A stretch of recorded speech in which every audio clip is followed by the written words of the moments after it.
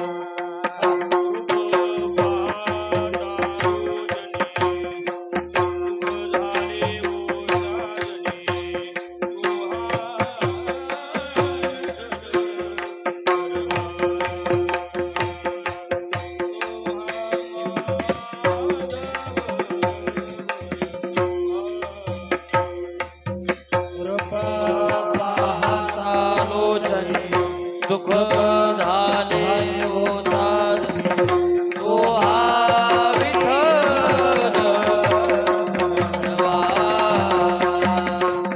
तो हा माधव भगवान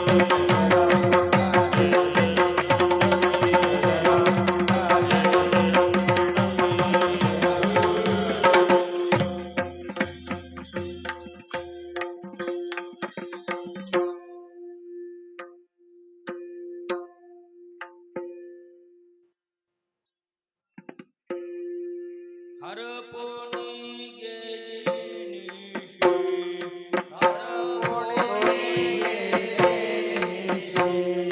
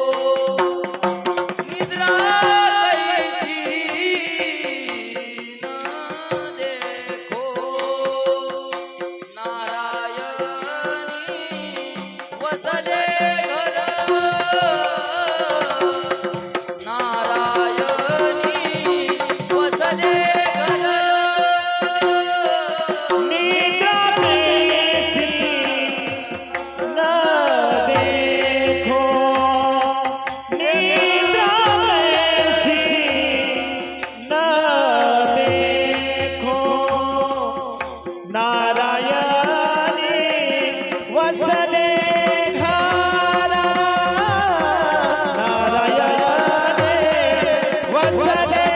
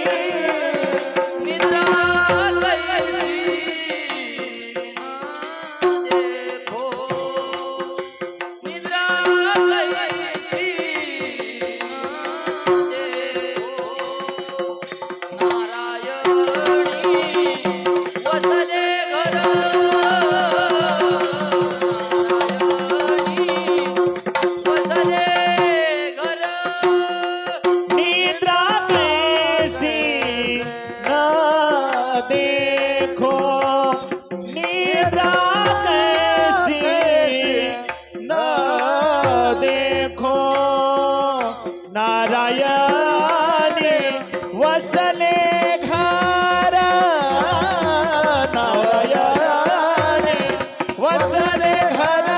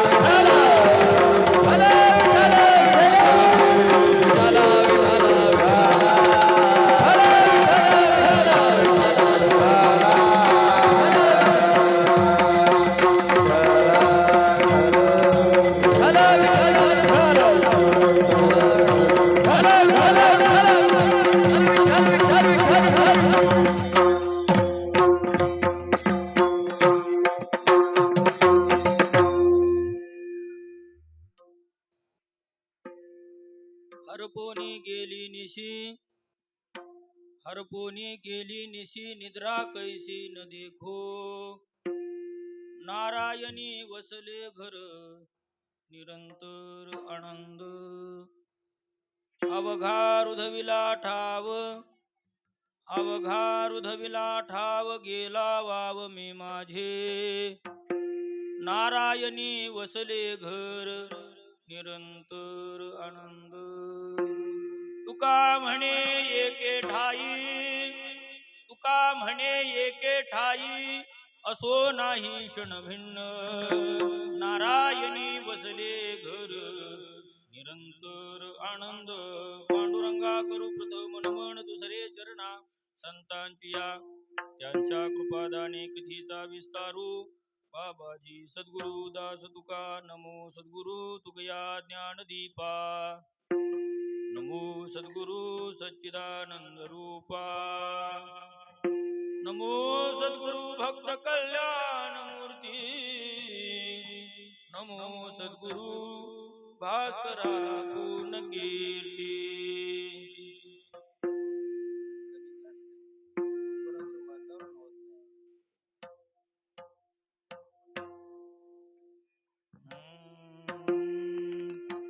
करजोडी तो कथे काळी.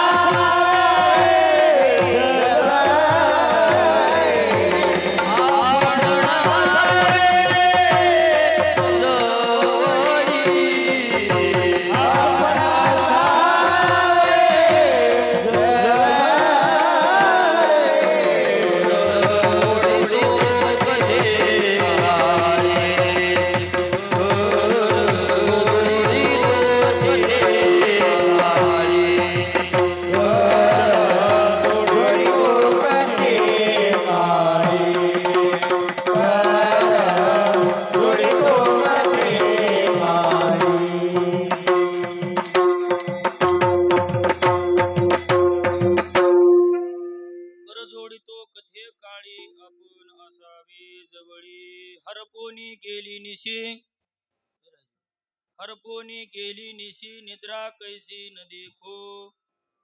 नारायणी वसले घर, निरंतर आनंद. प्रस्तुत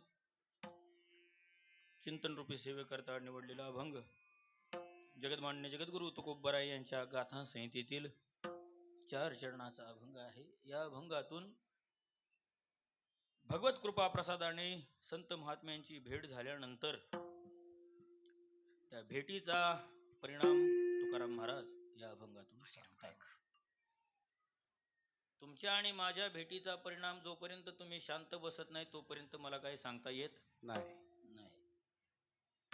म्हणून परमार्थाचा विचार केला असता परमार्थामध्ये स्थित्यंतराला खूप किंमत आहे.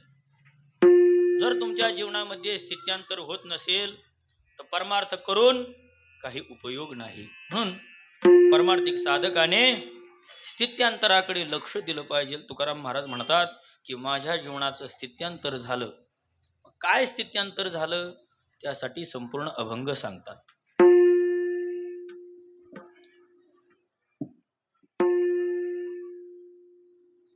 आजचा हा दिवस भारतवर्षाच्या दृष्टीने महत्मंगल असा पवित्र असा दिवस आहे. कारण की आज भारतीय घटनेनुसार आज भारताची घटना लिहिली गेली.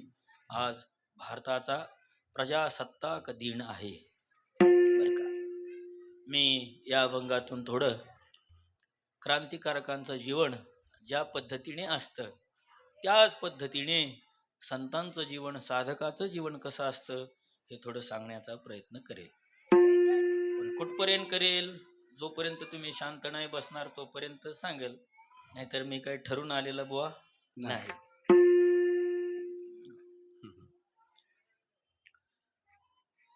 साधकच आपली साधना स्थिर करण्यासाठी, साधक आपलं जीवन साधनेच्या उच्चतम अवस्थेपर्यंत घेऊन जाण्यासाठी काहीतरी साधना करतो आणि त्या साधनेचा परिपाक म्हणून त्याला भगवत दर्शन संत दर्शन होतं.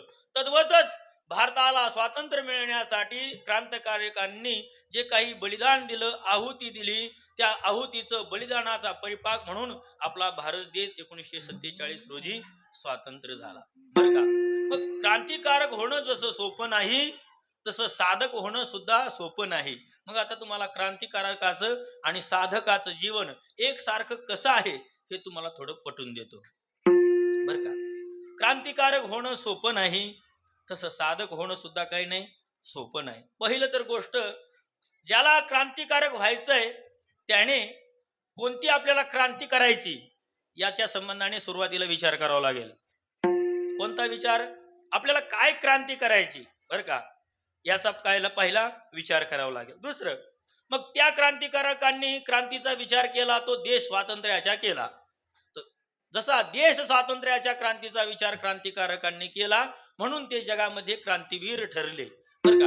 स्वातंत्र्याची त्यांनी क्रांती केली म्हणून त्यांना क्रांतीवीर असं म्हणू लागले बरं का. जर क्रांतिकारक व्हायचा असेल तर पहिला मुद्दा आहे की त्याला क्रांती कोणती करायची हे ठरवावं लागेल बरं का. क्रांतिकारक होण्यासाठी दुसरा मुद्दा आहे, आपल्याला क्रांतिकारक होताना घरादारावरती तुळशीपत्र ठेवावं लागेल बरं का. घरादाराचा त्याग करावा लागेल. दुसरं गोष्ट, क्रांतिकारक होताना आपल्याला आपल्या नावाचा त्याग करावा लागतो. क्रांतिकारक होत असताना आपल्या हितसंबंधाचा त्याग करावा लागतो. क्रांतिकारक होत असताना पहिला आपल्या मोबाईलचा त्याग करावा लागतो. क्रांतिकारक होत असताना आपल्याला कशाचा त्याग करावा लागतो हे तुम्हाला सांगतोय मी बरं का. क्रांतिकारक होत असताना क्रांतिकारकांना स्वतःच्या देहाचा त्याग करावा लागला.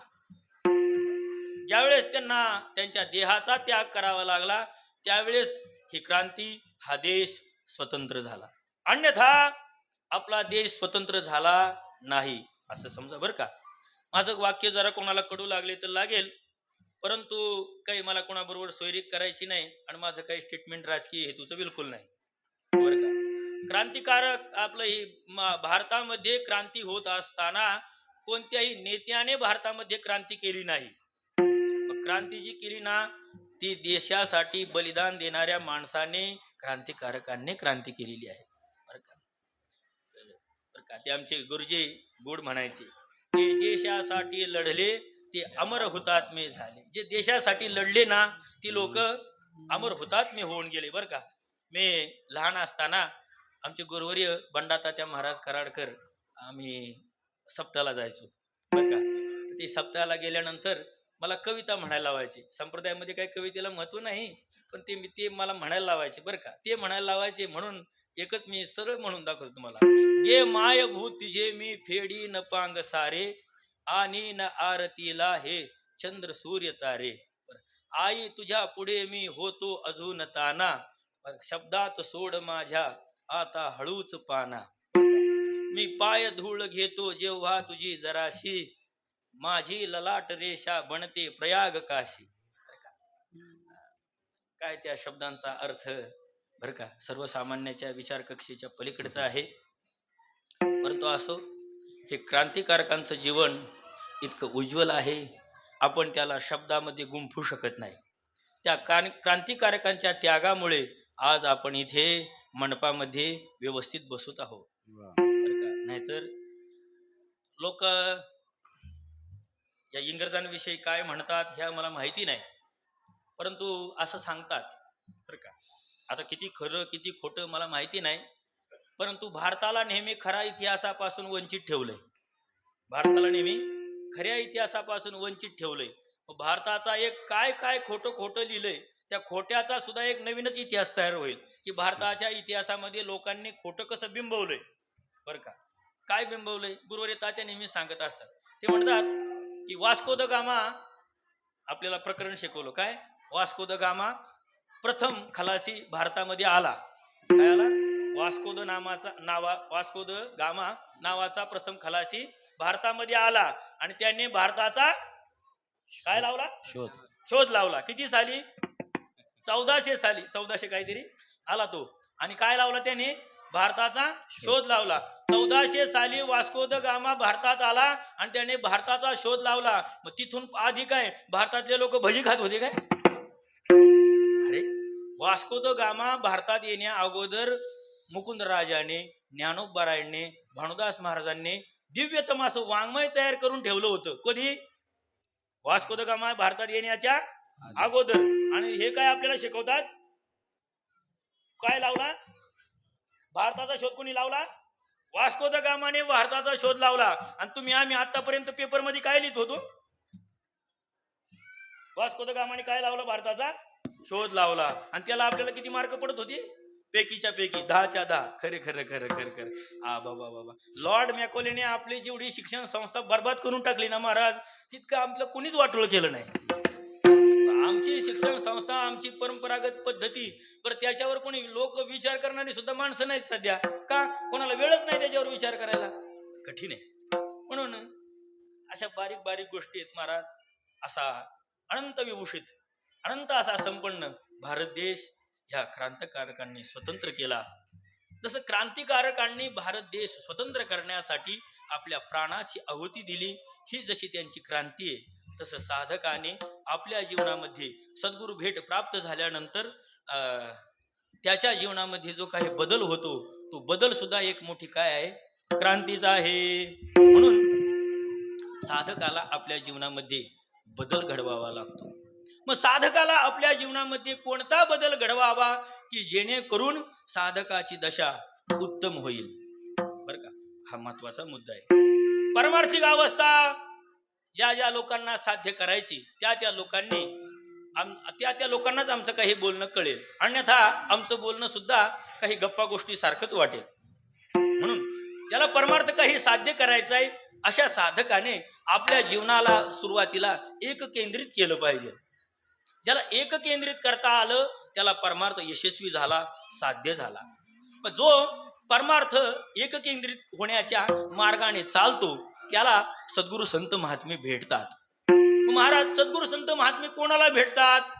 बरं का, साधकाच्या जीवनातले 3 वर्ग आपण सांगू. एक, जोपर्यंत त्याला सद्गुरूची भेट होत नाही तोपर्यंत त्याचं जीवन, एकदा का सद्गुरूची भेट झाली त्या भेटीचं जीवन आणि सद्गुरूच्या आशीर्वादानंतर त्या आशीर्वादाच्या बदल्यामध्ये त्याला आलेली जी अनुभूती आहे त्या अनुभूतीचं जीवन, असं 3 पद्धतीने साधकाचं जीवन आपल्याला रेखाटता येतं. एक, सद्गुरूची भेट होत नाही असं जीवन.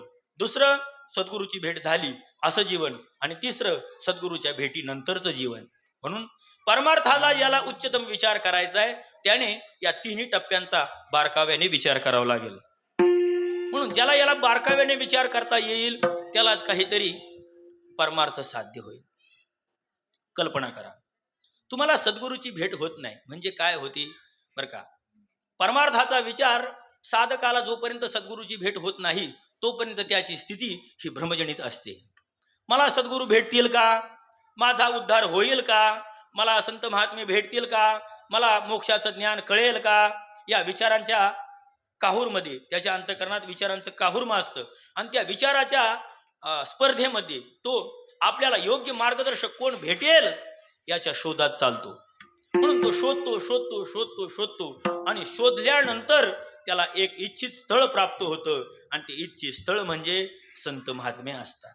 बरं का, संत महात्मे असतात. ते संत महात्मे त्याच्या जीवनावर काय करतात बरं का. ज्ञानोबराय खूप गोड सांगतात, श्री गुरु सारिखा असता पाठीरा, गुरु सारिखा असता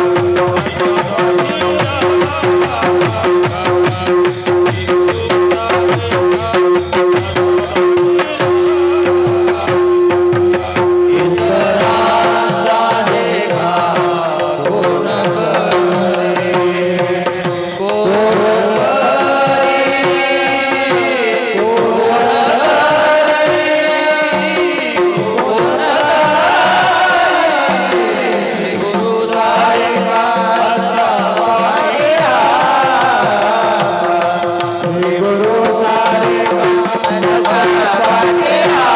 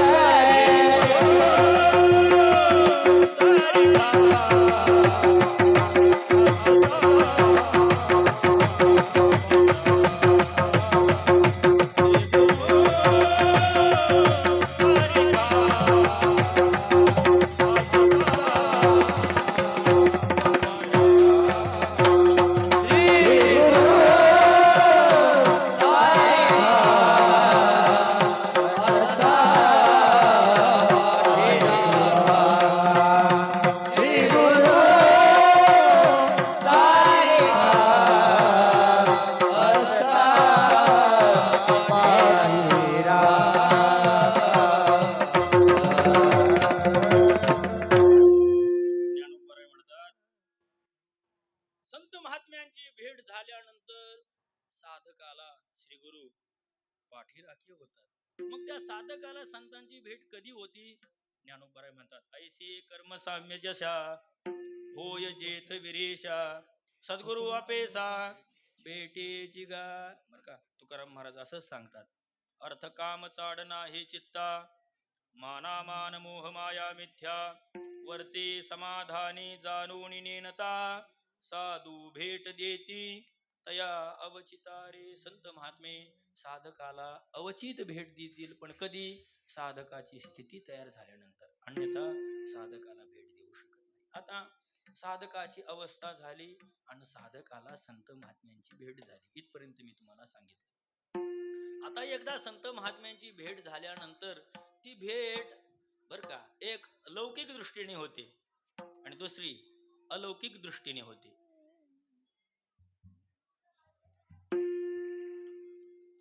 आता लौकिक दृष्टीने कशी होते? तर लौकिक दृष्टीने साधकाची भेट होते, साधकाला संतांची भेट होते. लौकिक दृष्टीने साधकाला संतांची भेट होते. कशी होते बर का? संतांना साधक भेटतो आणि साधकाला संत भेटतो. साधकाला ज्या वेळेस संत भेटतात त्यावेळेस साधक संतांना बाह्य अंगाने पाहतो. कशा बाह्य अंगाने पाहतो बर का? किती भेटा चांगला बांधलाय, किती पैरण चांगली बांधली, किती धोतर चांगलं बांधलंय, किती उपरण चांगलं बांधलंय, या बाह्य अंगाने पाहतो बर का? साधकाने संतांना बाह्य अंगाने पाहू नये. जर बाह्य अंगाने पाहिलं तर त्याची फसगत झाल्याशिवाय राहणार नाही बर का? संत वचनामध्ये, संत वाङ्मयामध्ये अशी अनेक उदाहरणं आपल्याला पाहायला मिळतात बर का? पंढरपूरला ज्ञानोबाराय, निवृत्तीनाथ महाराज, सोपानदेव, मुक्ताबाई गेल्या आणि गेल्यानंतर देवाचं दर्शन झालं. आणि देवाचं दर्शन झाल्यानंतर पंढरपूरचा नियम आहे, पाया पडे जन पंढरपूरला गेले नाही, पंढरपूरला गेले नाही, कुठेही गेलं तरी माणसाने एकमेकाच्या पाया पडावं. आपली जहागिरी, आपली फुगेरी, आपली डंबेरी आपल्या घरी. परमार्थात आल्यानंतर काय करावं? नम्र झाला भूता तिने तुकोबाराय म्हणतात बर का, एकमेकाला हात जोडण्यास काय पैसे खर्च करावे लागतात का बर का? जी गोष्ट पैसे न खर्च करता होता होईल त्याला काय सहज करायचे असतात काही गोष्टी. तुकोबाराय म्हणतात, खरे बोलता कोण लागती सायास.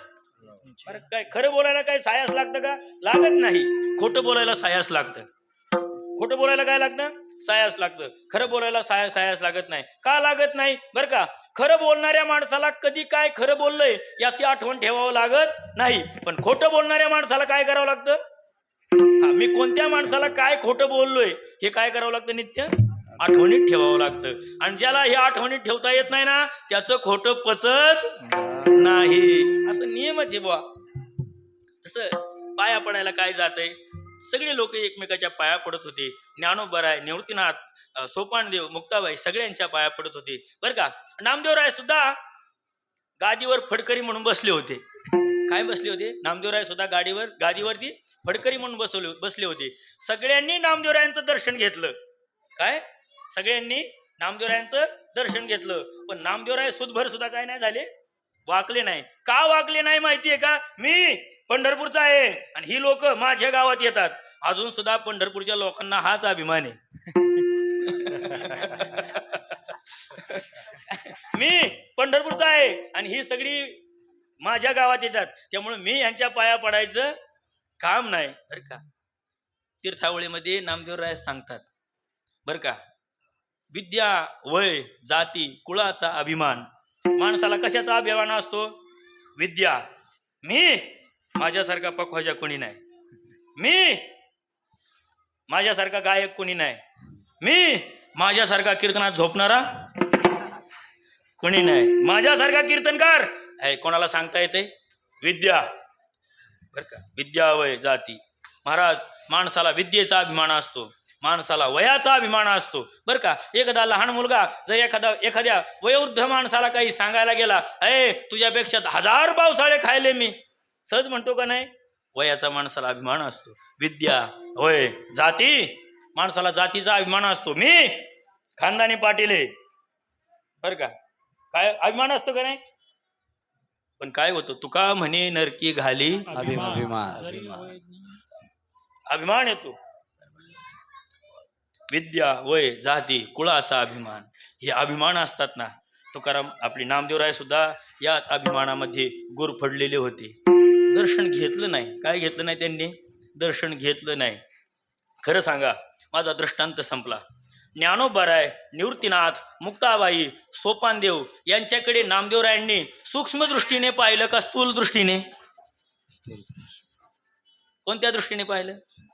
अरे स्थूल दृष्टीने पाहिलं, चर्मदृष्टीने पाहिलं. बरं का, अष्टावक्र जनकाच्या सभेमध्ये अष्टावक्र आले. जनकाच्या सभेमध्ये कोण आले? अष्टावक्र आले. अष्टावक्राच्या सभेतील लोकांनी जनकाच्या सभेतील लोकांनी अष्टावक्राला सूक्ष्म दृष्टीने पाहिलं का स्थूल दृष्टीने पाहिलं? स्थूल दृष्टीने पाहिलं. कुबडा म्हणले, वाकडा म्हणले. हे कुठपर्यंत आहे? जोपर्यंत स्थूल दृष्टी आहे ना तोपर्यंत आहे. बरं का, अनेक लोकांना संत महात्मे भेटल्यानंतर सुद्धा त्यांना कळाले नाहीत. बाबांनो, तुमच्या आमच्या बरोबर संत महात्मे असतात, परंतु काय होत नाही? कळत नाही बाजी, कळत नाही. का कळत नाही? आपल्याला कळण्या इतकी बुद्धीचं सामर्थ्य नसतं, किंवा संत महात्मे आपल्या जवळ जरी असले तरी त्यांना पाहण्याचं आपल्याकडे सामर्थ्य नसतं. सामर्थ्य नसतं. उदाहरण देतात महाराज.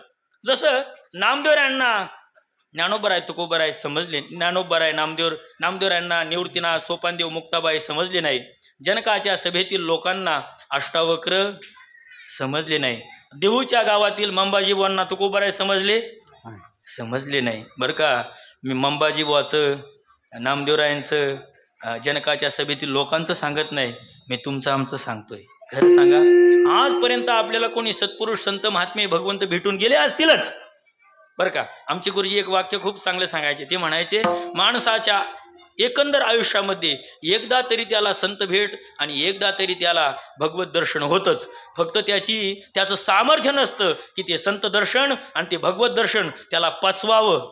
इतकं त्याचं काय नसतं? सामर्थ्य नसतं. बरं का, कर्मसाम्य दशा होती आणि त्या साधकाला संतांची भेट होती. आणि मग एकदा का संतांची भेट झाली की त्याच्या जीवनामध्ये आमूलाग्र बदल होतो. मग तो बदल काय होतो? तुकोबराय तो बदल सांगतात. हरमणी गेली, हरमणी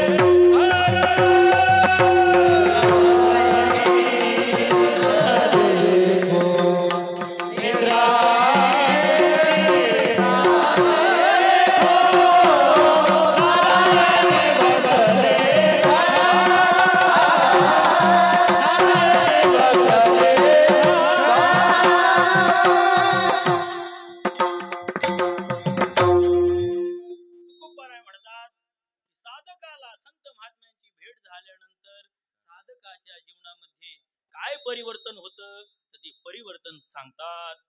हरपोनी गेली निसे निद्रा कैशी न देखो. परमार्थामध्ये पालटाला किंमत आहे. कसं काय? तर व्यवहारामध्ये उदाहरण देतात. बरं का, तुकोबराय एका शेंदडाचं उदाहरण देतात. पिकलिया शेंद कडूपण गेले. बरं का, तुकोबराय म्हणतात आपल्याकडे पुणे जिल्ह्यामध्ये शेंदड नावाचं काय आहे? झाड वेला असतोय चांगला. तो कसा असतोय? वेला असतो. आणि त्या वेलाला काय लागतात? शेंदड लागतात. आता ज्यांचा मुंबईमध्ये जन्म झालाय त्यांना काही शेंदड माहिती नाही. त्यांनी एकदा गावालाच यावं लागेल. आता शेवटी येतात गावाला सगळे, ते शेंदड पाहण्यासाठी तरी काय यावं लागतंय? गावाला यावं लागतं. ते शेंदड नावाचं वनस्पती आहे. ती वनस्पती, ते फळ असं आहे, जोपर्यंत शेंदाड कच्चा असतं तोपर्यंत ते कडू असतं. आणि एकदा का शेंदाड पिकलं की ते केळापेक्षा, सफरचंदापेक्षा, अजून मधापेक्षाही गोड लागतं. कशापेक्षाही? मधापेक्षाही गोड लागतं महाराज. पण कधी? पिकल्यानंतर. मला शेंदडाचं सांगायचं नाही, मला सांगायचे कोणाचं माहितीये का? जोपर्यंत तुमचा परमार्थ कच्चा आहे ना बरं का. म्हणजे जोपर्यंत शेंदाड कच्चं आहे ना तोपर्यंत ते कडू लागतं ना. जसं जोपर्यंत तुमचा परमार्थ अपरिपक्व आहे ना तोपर्यंत तो समाजाला कडू लागणार. समाजाला जाऊ द्या, तो स्वतःलाच कडू लागणार. कसा लागणार? कोणाला? स्वतःलाच कडू वाटणार. महाराज म्हणतात बरं का, विषय विषयाचा पडिपाडू, गोड परमार्थ लागे कडू, कडू विषय तो गोडू, जीवासी झाला. महाराज म्हणतात की त्या साधकाला जोपर्यंत त्याला त्याची अपरिपक्व अवस्था आहे तोपर्यंत त्याला ज्या परमार्थातल्या ज्या चांगल्या चांगल्या गोष्टी आहेत त्याला कडू वाटतात. बरं का. अपरमार्थी माणसाला टाळ वाजलं की डोकं दुखणार. कोणाला? अपरमार्थिक माणसाला. भजन करायला लागलं की त्याचं पित्त उठणार. अनेक लोकांचं उठतं सप्त्याच्या टायमाला. सप्ताह बंद झाला की ते एकदम कसे असतात, वा वा वा वा, कुंभकर्णानंतर त्यांचाच नंबर, असे असतात. परंतु माझा सांगायचा मुद्दा हा आहे की साधक जीवन कसं आहे, की साधक जीवन अपरिपक्व आहे. साधक जीवन कसं आहे?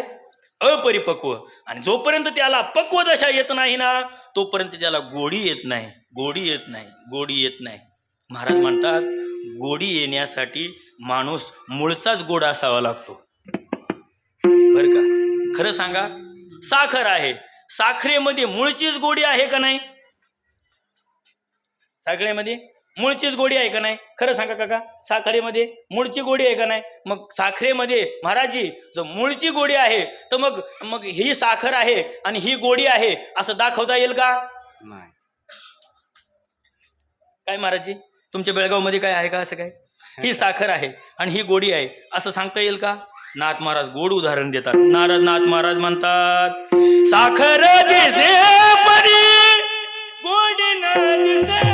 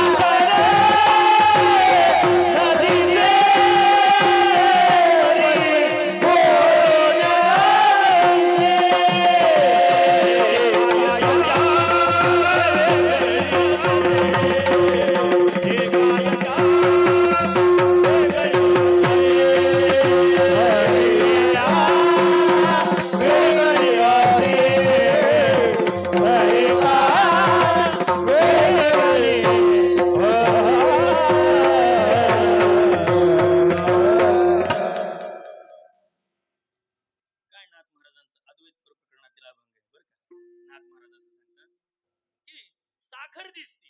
काय दिसती? साखर दिसती. पण साखरेतली गोडी दिसती का? मग आता साखरेतली गोडी दिसत नाही पण अनुभव घेता येतो का नाही? येतो का नाही दादा? खरं सांगा. नाही कळलं तुम्हाला? नाही कळलं? बरं कळण्यासारखं सांगतो की एकदम साधं सोपं सांगतो. मंडळी दिसती का नाही? नाही नाही दिसत. मला वाटलं सगळे ब्रह्मचारीच बसलेत. मंडळी दिसती की नाही काका? नाही? ब्रह्मचारी आहेत का? मग इतकं घाबरता कशाला तुम्ही? मंडळी ती असते. हा, मंडळीचे बोल लागतेत का नाही? लागतेत काका तुम्हाला? बरं जाऊ दे. अरे मी एकदम सोपं विचारतो. बरं आता तुझं झालं नसेल अजून, झालंय का नाही झालं? नाही झालं, आपल्या पार्टीत राहा, एकदम चांगला राहशील. महाराजजी त्याला ठेवा तसंच, नाही तर घोटाळा करेल. तुम्ही तर त्याला मुंबईला घेऊन आलेत.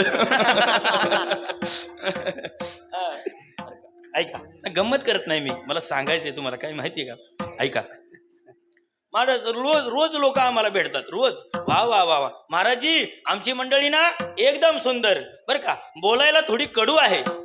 काय म्हणतात? बोलायला थोडी कडू आहे पण वागायला सुंदर आहे. अरे रे रे, काय तिला कापायचे होय? अरे बर का, मला काय सांगायचे माहितीये का? माणसाचं जीवन असं आहे जसं साखरेचं जीवन आहे. साखर दिसते पण साखरेतली आपल्याला गोडी दिसत नाही. का दिसत नाही? जोपर्यंत आपण साखरेची गोडी अनुभवत नाही तोपर्यंत आपल्याला साखरेची गोडी कळत नाही. तसाच परमार्थ आहे. जोपर्यंत आपण परमार्थाचा अनुभव घेत नाही तोपर्यंत आपल्याला परमार्थाची चव कळत नाही. आणि एकदा का आपल्याला चव कळलेली नाही तोपर्यंत आपल्या अंतःकरणामध्ये काल बदल होतोय आणि काय बदल होत नाही याचा आपल्याला काय करत नाही, परिशीलन कळत नाही. मग अशी बैठकीत विषय झाला बरं का. बारकाव्याने माझे 2-4 शब्द ऐका. काय ऐका बरं का. तुम्ही तुमच्या जीवनाच्या लहानपणापासून आत्तापर्यंत परमार्थ करत असताल, चांगली गोष्ट आहे. परंतु तुम्ही परमार्थ करत असताना या परमार्थाचं काय केलं पाहिजे? परिशीलन केलं पाहिजे, ताळा केला पाहिजे, अनालिसिस केलं पाहिजे. काय केलं पाहिजे? काय ताळा केला पाहिजे? मी परमार्थात आल्यापासून माझं अंतःकरण कसं होतं, मी परमार्थात येण्याच्या अगोदर माझं अंतःकरण कसं होतं, आता मी परमार्थ करतोय माझं अंतःकरण कसं आहे, आणि आता मी परमार्थ उच्चतम अवस्थेमध्ये जाण्यासाठी मी अंतःकरण माझं कसं बनवलं पाहिजे. हे जोपर्यंत आपल्याला काय करता येत नाही, हे जोपर्यंत आपल्याला ताळा बांधता येत नाही ना तोपर्यंत आपल्याला काय होत नाही, परमार्थ यशस्वी होत नाही. काय यशस्वी होत नाही बरं का. आमचे गुरुजी परमपूज्य प्रातस्मरणीय वैकुंठवासी श्री गुरु डवरी गुरुजी एक वाक्य सांगायचे. डवरी गुरुजी काय म्हणायचे माहिती का? ते म्हणायचे सम आहे. आता सगळे गाणारे वाजवणारे लोक आहेत तिथं. काय आहे? सम आहे. सम या शब्दाचा अर्थ काय आहे? सम आहे. लई आपल्याला काही काय कशाची विचाराची परीक्षा द्यायची नाही. काय सम बर का. सम हा शब्द आहे ना इतका गमतीचा आहे. सम म्हणजे तालाची शेवट आहे आणि समज तालाची सुरुवात आहे. सम म्हणजे काय? तालाचा शेवट. शेवटी काय यावं लागतंय? समेवर यावं लागतंय बरं का. किती चांगला गायक आला बरं का, किती चांगला गायक बरं का. आता लोकांचं गोड गैरसमज आहे, केस वाढवलं म्हणजे गायक होतो. लोकांचा गैरसमज आहे, इथपर्यंत धोतर घातलं म्हणजे काय, ते शर्ट घातलं म्हणजे काय होतं, गायक होतो. नाही नाही नाही नाही बरं का. तुम्ही चांगले गायक कधी होऊ शकाल बरं का. तुमच्या दोषाविषयी, तुमच्या घशातील दोषाविषयी तुम्ही जर आतोनात प्रयत्न केले त्या घशातील दोषांचं निवारण करण्यासाठी तरच तुम्ही उत्तम गायक होऊ शकताल. तुम्ही चांगले पखवाजे कधी होऊ शकाल बरं का. तुमच्या हातातील जे दोष असतात, काय असतात, एकच बोल आहे तो आपल्याला दुसरं जातीमध्ये, तिसरं जातीमध्ये, चतुर्थ जातीमध्ये, संकीर्ण जातीमध्ये कसा वाजवता येईल बरं का. काय तो द्रुतलयमध्ये कसा वाजवता येईल, तोच गडंतलयमध्ये कसा येईल, तो मध्यलयमध्ये कसा येईल, काय करावं लागेल त्याला? अरे अभ्यास. कारण अभ्यास तुका म्हणे अभ्यास पाहिजे ना. स्वर लावताना काय दिसलं पाहिजे महाराजजी? स्वर दिसला पाहिजे. काय दिसला पाहिजे? स्वर दिसला पाहिजे. उत्तम गायकाचं लक्षण काय माहिती का काका? उत्तम गायकाचं लक्षण, ज्या गायकाला आपण गातो ते डिझाईन करता आलं, म्हणजे आपण जे गातोय ते जोपर्यंत त्याला शब्दबद्ध करता येत नाही ना तोपर्यंत तो उत्तम शिकलेला गायक नाही. त्याला काय करता आलं पाहिजे? शब्दबद्ध करता आलं पाहिजे. एखादा बोल वाजवला तर तो बोल तुम्हाला काय करता आला पाहिजे? शब्दबद्ध करता आला पाहिजे. तरच तुम्ही पहिला बोल त्यात नवीन काहीतरी टाकून दुसरं नवीन निर्मिती करू शकता. मी हे व्यवहारातलं मी काही ताल वाजवायचं तुम्हाला काही पखवाज वाजवायला शिकायला आलो नाही. मला सांगायचा मुद्दा काय माहिती आहे का, तुम्ही केलेला परमार्थ यशस्वी होण्यासाठी तुमच्या अंतःकरणामध्ये काय काय बदल झालेत त्याचं तुम्हाला काय करावं लागेल, गणित करावं लागेल. तुकोबराय म्हणतात ज्याच्या जीवनामध्ये गणित नाही त्याचा परमार्थ यशस्वी आहे. तुका म्हणे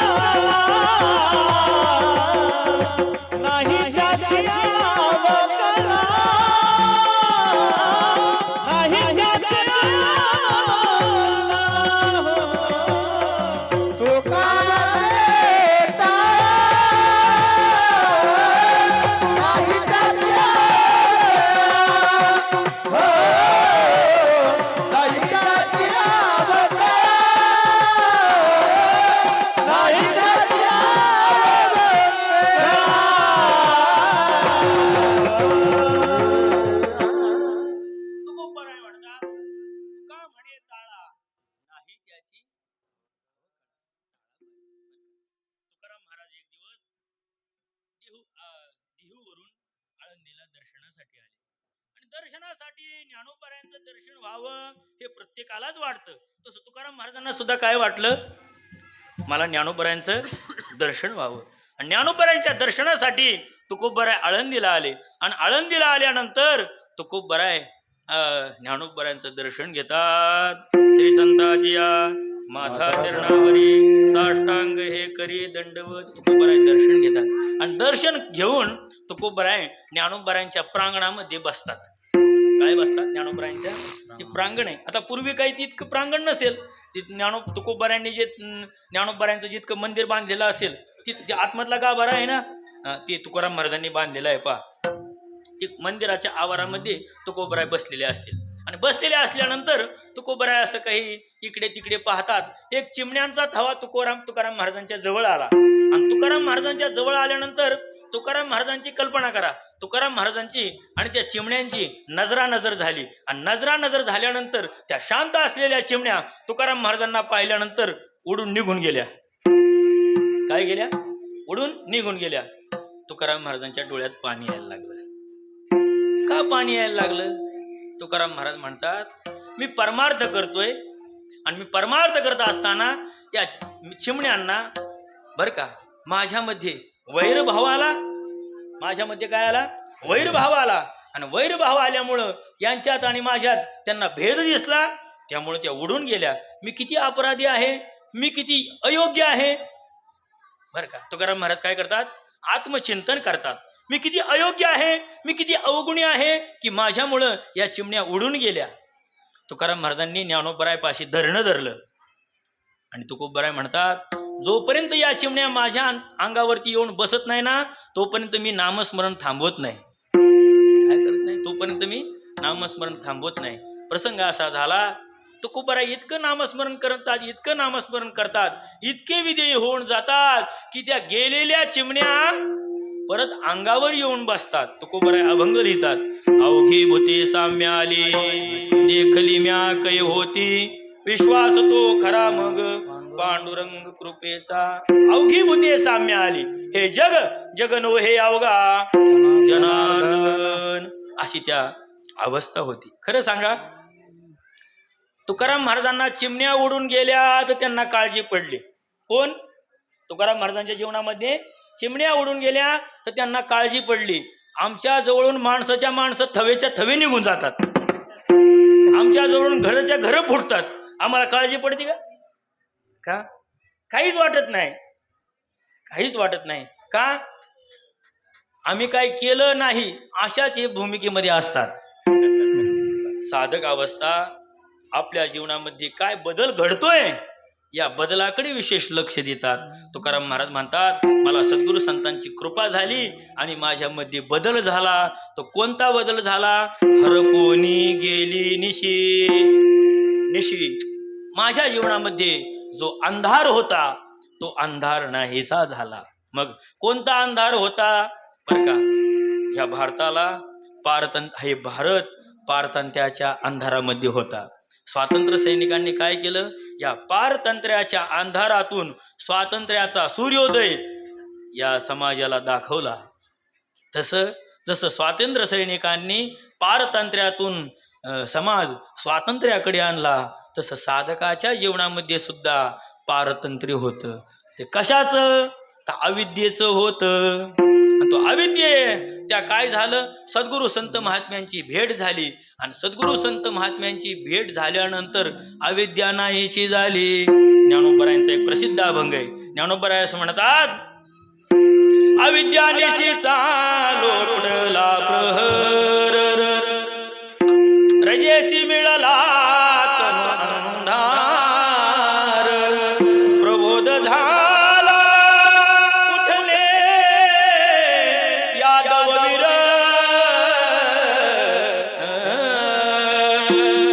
अविद्या निशीचा लोटला प्रहर. महाराज म्हणतात, सरलीसे अविद्या रात्री, जागा होई रवी किरणा. ज्ञानोबरांचा अभंग आहे. घरी गेल्यावर गाथा उघडून पहा, पण त्या गाथ्यात असला पाहिजे. जुने जेवढे गाथे आहेत 100 वर्षापूर्वी प्रसिद्ध झालेले, त्या 100 वर्षापूर्वी प्रसिद्ध झालेल्या गाथ्यांमध्येच हा अभंग सापडतो. बरं का. ज्ञानोबराय म्हणतात, उठी उठी गोपाळा उघडी स्वरूप लोचना. हे गोपाळा उठ, तू स्वरूप लोचन उघड. का स्वरूप लोचन उघड? हे सांगताना ज्ञानोबराय म्हणतात, सरलीसे अविद्या रात्री, जागा होई रवी किरणा. उठी उठी गोपाळा उघडी स्वरूप लोचना. साधकाच्या जीवनामध्ये अविद्या म्हणजे अज्ञानाची रात्र असते. त्या अज्ञानाच्या रात्रीमध्ये तो प्रबुद्ध अवस्थेमध्ये घोरत असतो. काय असतो? अज्ञानाच्या रात्रीमध्ये तो साधक प्रबुद्ध अवस्थेमध्ये घोरत असतो. परंतु एकदा का त्याला संत संघाचा स्पर्श झाला, संत संघाचा सूर्योदय त्याच्या अंतःकरणामध्ये उगवला. बर का. ज्ञानेश्वर महाराज श्री गुरूंना काय म्हणतात? जय जय आचार्या समस्त सुरवर्या, प्रज्ञा प्रभात सूर्या सुखोदया. काय म्हणतात? प्रज्ञा प्रभात सूर्या सुखोदया. ज्ञानोबरायांनी आपल्या श्री गुरुला प्रज्ञा प्रभात सूर्य म्हणलंय. बरं का. हा सूर्य उगवतोय पण जगात उगवतोय, पण श्री गुरु रूपी सूर्य जगात न उगवता माझ्या प्रज्ञेमध्ये म्हणजे माझ्या बुद्धीत उगवतं. खूप गोड चिंतन आहे, पण आता ते कळणाऱ्याला आहे. नाही तर ईडीला सासरण माहेर कळणाऱ्याला. ज्ञानेश्वर महाराज प्रज्ञा प्रभात सूर्या सुखोदया.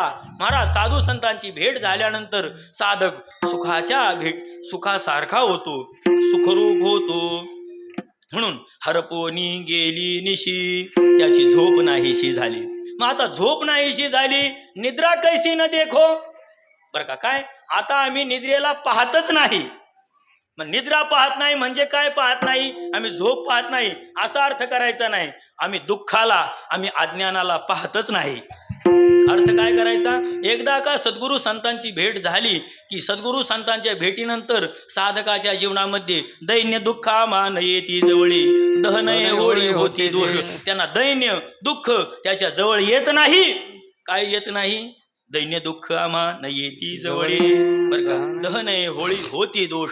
दैन्य दुःख याची होळी होऊन जाते आणि दैन्य दुःखाची होळी होऊन झाल्यामुळे त्याच्या जीवनामध्ये अविद्या प्रवेश करत नाही. हरपोनी गेली निशी, रात्र नाहीशी होती, रात्र नाहीशी झाली.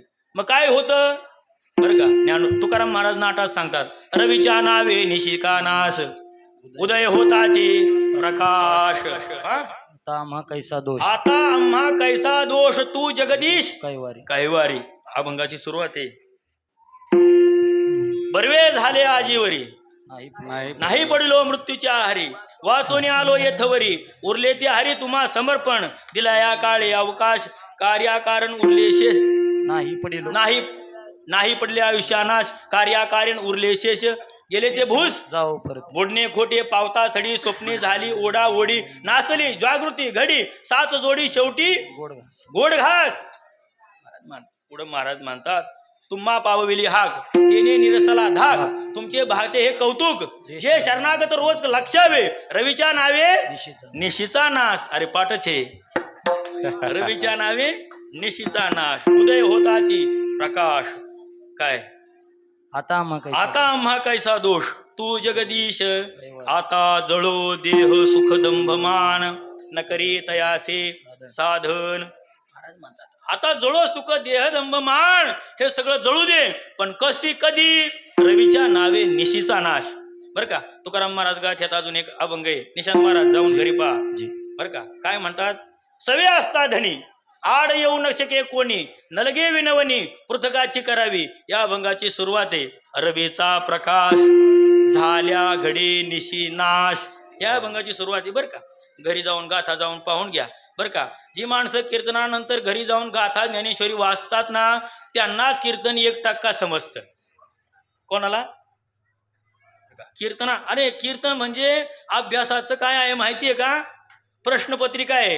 ही प्रश्नपत्रिका कीर्तनात सोडवायची नसती घरी गेल्यानंतर सोडवायची असती. लोकांना कीर्तन प्रवचन म्हणजे काय वाटतं सासू सुनेचा तमाशा. असं काही वाटत नाही. कीर्तन प्रवचन ही अशी साधना नाही. तुकाराम महाराज म्हणतात की आम्हाला सद्गुरू संतांची भेट झाली आमच्या जीवनात परिवर्तन झालं. हरपोनी गेली निशे निद्रा कैसी न देखो. आता संत महात्म्यांची भेट झाली आणि त्या संत महात्म्यांच्या भेटीनंतर संतांनी कृपा केली. ती काय कृपा केली तुकोबा नारायणी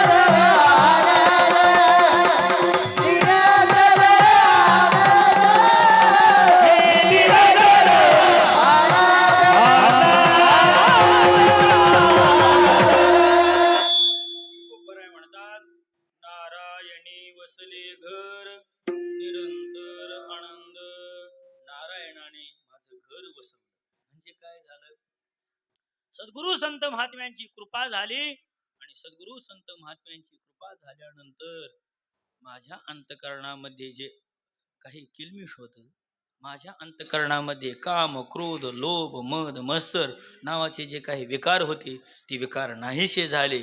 आणि विकार नाहीसे झाल्यानंतर काय झालं? भगवंत प्रवेश भीतरी केला देवे. भगवंताचा प्रवेश होतो. महाराज म्हणतात पण भगवंताचा प्रवेश होण्यासाठी काय करावं लागतं? काम क्रोध केले घर रिते. काम क्रोध आणि घर रिकाम केल्यानंतर देव घराला येतो. काय येतो? देव घराला येतो. मग का हो? देव घराला येण्यासाठी काय करावं लागेल? तुका म्हणे चित्त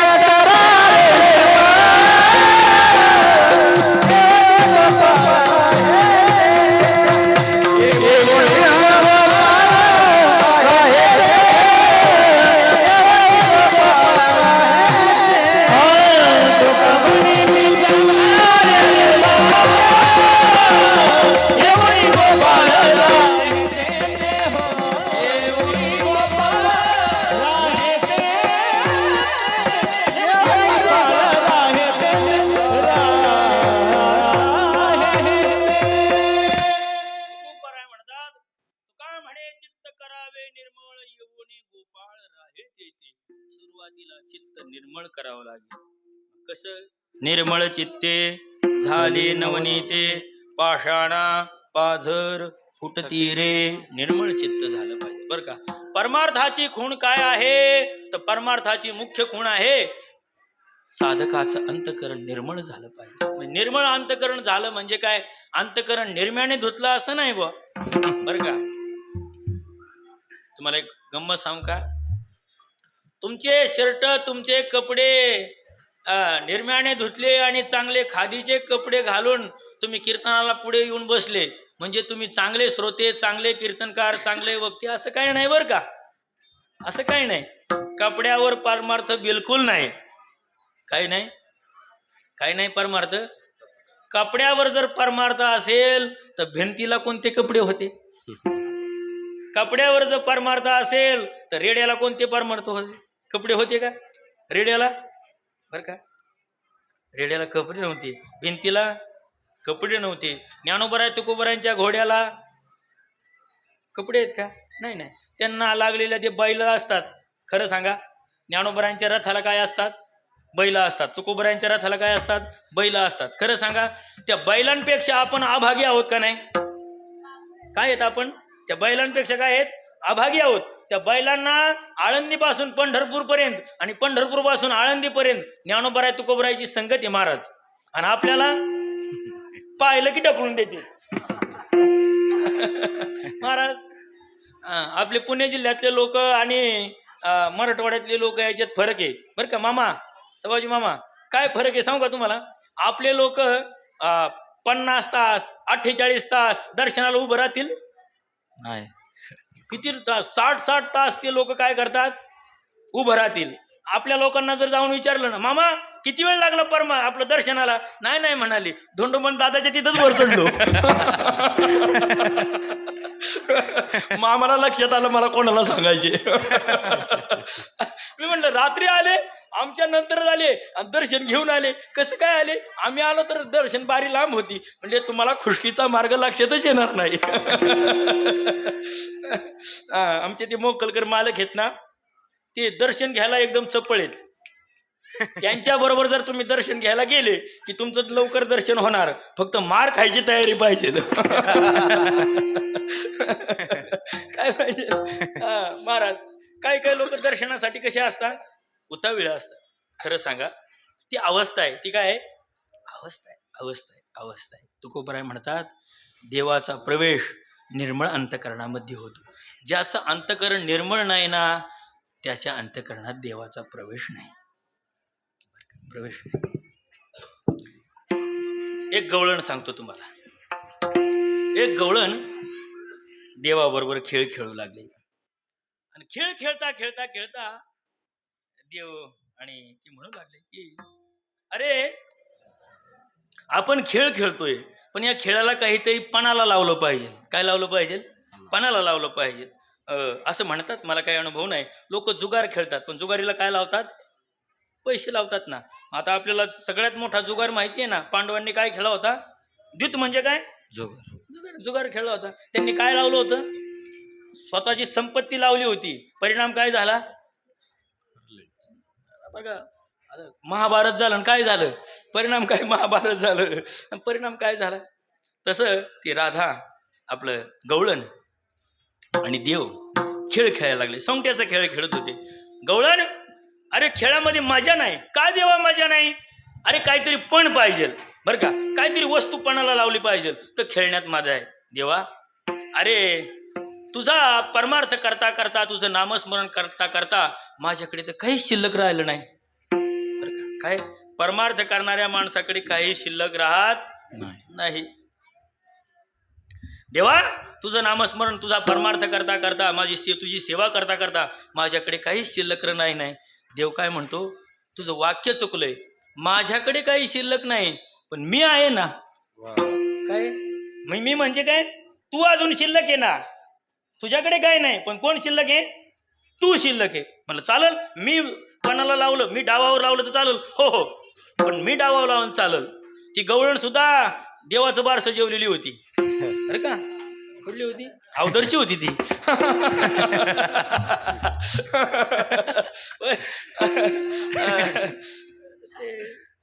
ती गवळण काय म्हणते देवाला? मी पणाला लावते, पण एक आठ आहे. म्हणले काय? काय आठ आहे? जिंकले तर तू माझा, जिंकले तर तू माझा, आणि हरले तर मी तुझी. काय वाक्य सांगितलं मामा? जिंकले तर तू माझा आणि हरले तर मी तुझी. खेळ रंगाला आला. खेळ सुरू झाला बरं का. कवड्या टाकतात, सोंगट्या पुढं करतात, टाकतात, सोंगट्या पुढं करतात, कट टाकतात, सोंगट्या पुढं करतात. आता ते देव होता महाराज, एक असा पासा टाकला की खेळच पलटून टाकला बरं का. आता पाचशे पडले होते, मुंबईत बदलून टाकली. नको त्याच्या विस्तार करायला. ते असा पासा टाकतेत की काय करतात? सगळा खेळच बदलून टाकतात. तसं कळलंच नाही काय झालं. क्षणार्धात गवळण जिंकणार होती. क्षणार्धात काय झाली महाराज? गवळण जिंकणार होती. गवळण जिंकणार होती. आता गवळण जिंकणार या भूमिकेतून गवळण आनंदी होती. देवाने असा काही एक पासा टाकला महाराज, क्षणार्धात गवळण चितपट हरली. गवळण हरल्यानंतर काका तुम्ही सांगा बरं, तुमच्याकडे हरलेली पार्टी गुलाल उधळते का जिंकलेली? कोणती? जिंकलेली आहे ना. का तुम्ही इतकं का घाबरताय? मग जिंकलेली पार्टी काय करते? गुलाल उधळते. आणि हरलेली पार्टी शांत. आता ते हरलेले काय कीर्तना सांगायचं असतं काय करते तेव्हा ते व्यवस्थित आपलं चांगलं औषध घेतो, निवडून झोपतो. तसं ते हरलेली पार्टी होती. पण ती नेमकं गडबड अशी झाली महाराजी. नेमकं गडबड काय झाली माहितीये का? देवाची पार्टी जिंकली, गवळणीची पार्टी हरली. नेमकं गवळण उड्या मारायला लागली आणि देवाचं तोंड सुंकलं. गवळण काय मारायला लागली? उड्या मारायला लागली आणि देवाचं तोंड सुकलं. देवाला प्रश्न पडला, मी खरंच योग्य मतदानाने आलोय का? मी आपलं देवाचं सांगतोय, मी कशाला कोणाचं सांगतो? मी साधा माणूस आहे राव. देव म्हणायला लागला, अरे नेहमी जिंकलेली पार्टी उड्या मारतात होत असती, मी तर शांत आहे, पण गवळण उड्या मारते. याचा अर्थ गवळणीकडे काहीतरी असं गोष्ट आहे की त्याच्यामुळे ती आनंदच झालेली आहे. देव हळूच गवळणीकडे जातात आणि गवळणीकडे गेल्यानंतर देव गवळणीला म्हणतात, का ग गवळणी, मी जिंकलेलो आहे आणि तू हरलेली आहे, तरी सुद्धा मी माझं तोंड सुकलेलं आहे. का? कारण तू उड्या मारते. बऱ्याच लोकांचं तोंड दुसरे उड्या मारतात म्हणून सुकतं. बऱ्याच लोकांचं तोंड कशामुळे सुकतं? दुसरे उड्या मारतात म्हणून सुकतं. ते देवाचं असं परिस्थिती झाली. देव त्या गवळणी उड्या मारतात म्हणून त्याचं तोंड सुकलं. देव त्या गवळणीला विचारतो, का ग गवळणी, तू हरली पण तू उड्या मारते, पण मी जिंकलोय पण माझं तोंड उदास झालंय तू उड्या मारती म्हणून. देवा, अरे तू जगाला फसवतो, आज मी तुला फसवलं. अरे म्हणा टाळ्या नका वाजू, आपलं काही पुढे राहायची सभा नाही. ती काय म्हणते गवळण म्हणते, देवा तू जगाला फसवतो, आज मी तुला फसवलं. देव म्हणतात मी जगाला फसवतो आणि तू आज मला फसवलं कसं? अरे म्हणले मी पणाला काय लावलं? म्हणले मला लावलं. आणि वाक्य काय सांगितलं? जिंकलं तर तू माझा आणि हरले तर मी तुझी. तुला पण लावतानीच कळलं नाही जिंकले काय आणि हरले काय. मी तुझ्या बरोबरच आहे. मी काय तुझ्या बरोबर आहे. हे बरोबर असणं म्हणजे काय आहे? नारायणी वसले घर.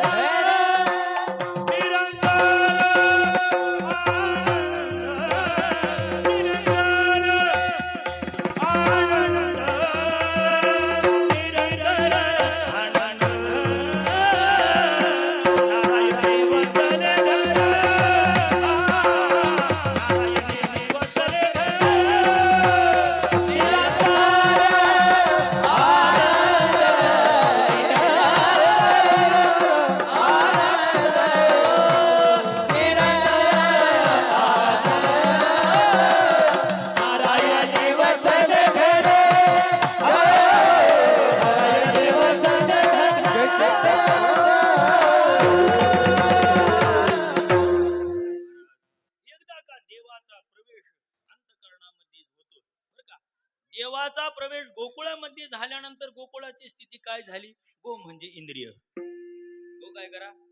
गो म्हणजे इंद्रिय. इंद्रियांची स्थिती काय झाली? किती गोड सांगतात. चिंता ते पळाली गोकुळा बाहेरी, प्रवेश भीतरी केला देवे. देवाला घरा नंदाची या गावा, धन्य त्याच्या दैवा दैव आले. आले अविनाश धरोनी आकार, दैत्याचा संहार करावया. करावया भक्तजनाचे पाळन. आले रामकृष्ण गोकुळासी, गोकुळी आनंद प्रगटले सुख निर्भर हे लोक घरोघरी. घरोघरी झाला लक्ष्मीचा वास, दैन्य दारिद्र्यास तास आला. आला नारायण तयाच्या अंतरा, दया क्षमा नरा नारी लोका. लोका गोकुळीच्या झाले ब्रह्मज्ञान, केली या वाचून जपतप. जपतप काय करावी साधने, तेच्या नारायणे कृपा केली. केली नारायण आपुले अंकित, तोची त्याचे हित सर्व जाणे. सर्व जाणे एक विष्णू साच खरा, अनेक दुसरा नाही. नाही नाही भक्ता तुझे तिही त्रिभुवनी, एका चक्र पाणी वाचून द्या. त्याच्या सुखा संगे घेती गर्भवास, तुका म्हणे आस तेजवनिया. ज्याला कीर्तन करायचे त्याला कमीत कमी बाळकिडा तरी पाठ पाहिजे, नाही तर तो बाळकिडा पाठ करण्याऐवजी क्रीडेतील बाळपणा असं दाखवतो सगळं. आता जाऊ द्या, ते काही सांगण्यासारखं गोष्ट राहिली नाही. तुकोबाराय म्हणतात देवाचा प्रवेश अंतःकरणात झाल्यानंतर नारायणी वसले घर. महाराज देवाने घर. जनाबाईंचा गोडा अभंग आहे. जनाबाई काय म्हणतात? धरिला धरिला गळा बांधोनिया, बांधोनिया धरिला धरिला पंढरीचा चोर. हृदयी बंदी गाणा केला विद्याला आत गोंडीला. धरिला धरिला पंढरीचा चोर. तो चोर पकडावा लागतो. त्याच हृदयामध्ये काय करावं लागतं? त्याला कोंड कोंडूनी धरीन जीवे, त्याला कोंडून ठेवावं लागतं बरं का. तर देवाला जसं कोंडून ठेवावं लागतं ना, तर साधना अवस्थेमध्ये इंद्रियांना सुद्धा कोंडून ठेवावं लागतं. जो इंद्रियांना कोंडून ठेवतो त्याच्याच घरी देवाचं आगमन होतं. नारायण वसले घर निरंतर. मग ज्याच्या घरामध्ये नारायणाचं आगमन झालं त्याच्या जीवनात काय बदल होतो? निरंतर आनंद त्याच्या जीवनामध्ये. निरंतर निरंतर निरंतर बर का. आनंदाला पारावार होत नाही. विठोबा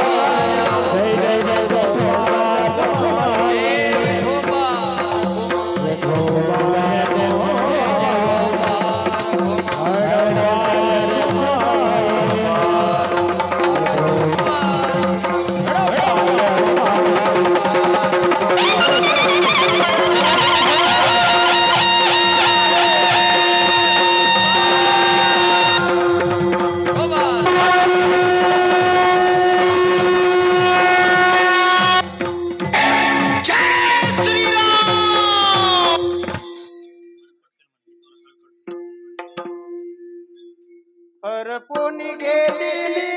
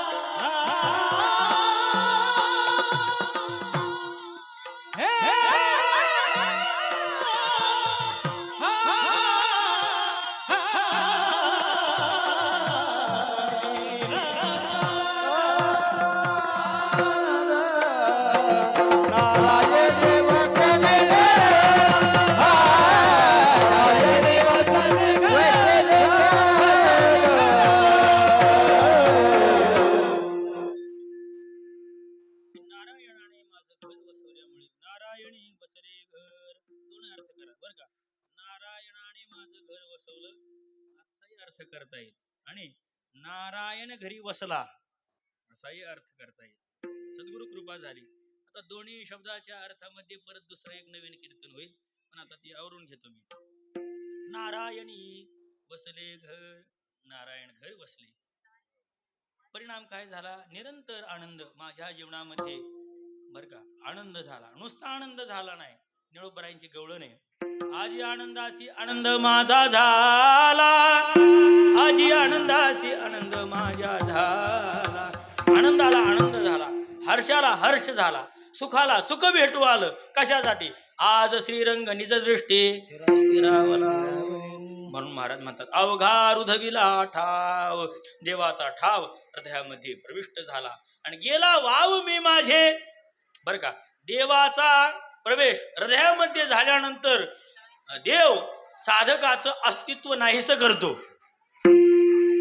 काय करतो बर का, गवळणीला देवाची संगत झाल्यानंतर गवळण म्हणते, गवळण म्हणते याती कुळ माझे माझे गेले हरवून श्रीरंगा वाजोने आणून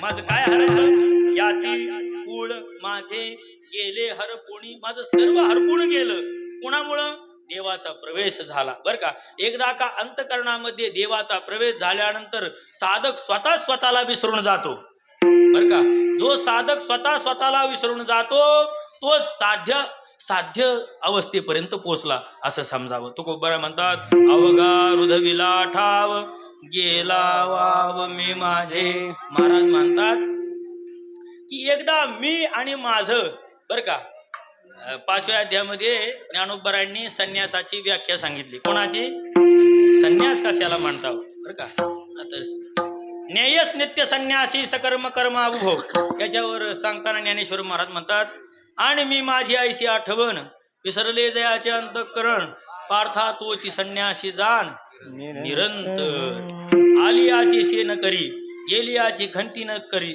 धरी जैसा सुनिश्चळू अंतरी मेरू जैसा ज्याप्रमाणे हिमालयासारखा पर्वत आहे आणि हिमालयासारख्या पर्वताला अति थंडी वाजते बर्फ पडतोय ऊन लागतंय वारा येतोय ऊन लागतंय वारा येतोय थंडी वाजते हिमालय हलतोय का खरं सांगा हिमालयाने ठरवलं आता या हिवाळ्यामध्ये जरा जास्तच थंडी वाजते जरा मुंबईला सोडून देऊ तर जमल का त्याला आपण जरा म्हणले गिरगावची चौपाटी फिरून येऊ कोणी ठरवलं हिमालयाने जमेल का नाही नाही नाही नाही तो त्याचं काय नाही त्याचं जो स्थैर्य आहे तो कोणत्याही परिस्थितीमध्ये त्याचं स्थैर्य ढासळून देत नाही ना तसंच संन्यासाची परिस्थिती असते एकदा का भगवत साक्षात्कार झाला त्याला सुख येऊ दुःख येऊ तो त्यापासून डळमळत नाही अवघा हृदविला ठाव गेला वाव मी माझे आणि एकदा का वाव म्हणजे काय मी आणि माझं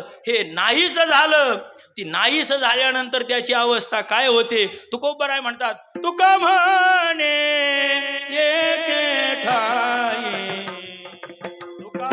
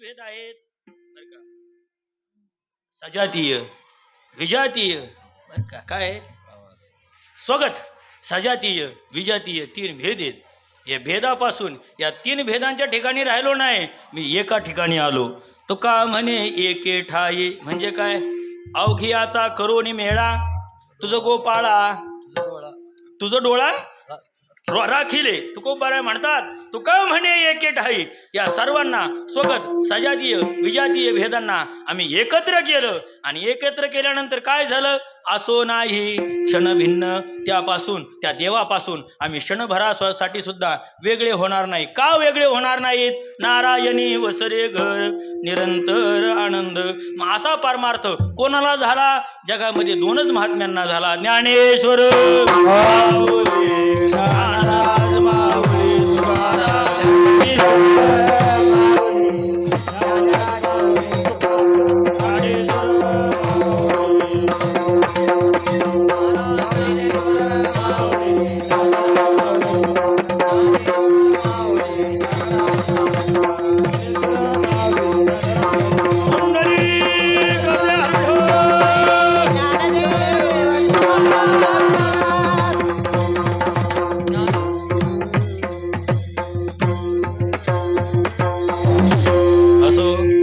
यथामती यथावकाश अभंगावर काही बोलण्याचा प्रयत्न केला. झालेली चिंतनरूपी सेवा गुरुनाम गुरुवर्य अखंड समाधिघन धर्माजी महाराज गोरेकर आमचे गुरुवर्य प्रातस्मरणे वैकुंठवासी श्री गुरु विठ्ठल महाराज घुले बाबा यांच्या ठिकाणी समर्पित करतो. गेल्या 2 वर्ष मी इकडे कीर्तनाला आलो पण या वर्षी जास्त अस्थिरता वाटते. काय वाटते? अस्थिरता. मला असं वाटतं कीर्तनाला येण्यापेक्षा लोक जेवायला जास्त आलेली आहेत. अस्थिरता आम्हाला खूप अस्थिरता जाणवते बरं का. आता काय असेल ते काय जेवाचं देवाला माहिती परंतु हे बंद करून टाकलं पाहिजे. काय केलं पाहिजे? हे रस्ता बंद केला ना तर लोकांना असं वाटतं जाणाऱ्या येणाऱ्यांसाठीच कीर्तन आहे. त्याला काही पर्यायी मार्ग असेल ना नाही का? बरं काय आता जसं असेल तसं आता ते येणारे जाणारे तरी कीर्तनाला जेवाय पुरतं तरी बसवा खाली. असं असं काय असं आपण ज्ञान सांगून जमत नाही. असं ज्या उद्देशाने आम्ही कीर्तन प्रवचन करतोय तो उद्देश फक्त तुमच्यापुढे 2 मिनिटं ठेवतो आणि माझी वाणी भगवतचरणी समर्पित करतो. गेले 7-8 वर्ष माझं संपूर्ण तुम्ही कीर्तन काय ऐकलं?